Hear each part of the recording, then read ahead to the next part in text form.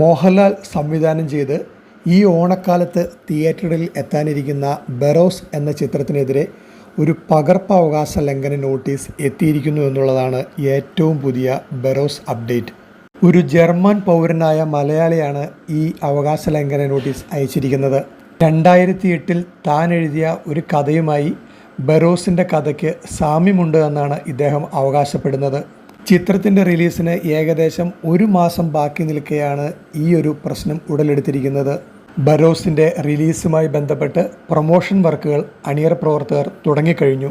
ഈ വർഷത്തെ 1000 കോടി കളക്ഷനിലെത്തിയ കൽക്കി എന്ന ചിത്രത്തിൽ കമലഹാസൻ ചെയ്ത കഥാപാത്രത്തിന് പകരമായി മോഹൻലാലിനെ പരിഗണിച്ചിരുന്നു എന്ന് കഴിഞ്ഞ ദിവസമാണ് ചിത്രത്തിൻ്റെ അണിയറ പ്രവർത്തകരിൽ ഒരാൾ വെളിപ്പെടുത്തിയത്. ഇപ്പോൾ ആ വെളിപ്പെടുത്തൽ ശരിവെച്ചിരി രംഗത്തെത്തിയിരിക്കുകയാണ് ചിത്രത്തിൻ്റെ സംവിധായകനായ നാഗശ്വിൻ. ശങ്കർ സംവിധാനം ചെയ്ത ഇന്ത്യൻ 2 എന്ന ചിത്രവുമായി ബന്ധപ്പെട്ട് കമലഹാസൻ തിരക്കിലായാൽ ആ വേഷത്തേക്ക് മോഹൻലാലിനെ പരിഗണിച്ചിരുന്നു എന്നാണ് അദ്ദേഹം ഇപ്പോൾ വെളിപ്പെടുത്തിയിരിക്കുന്നത്.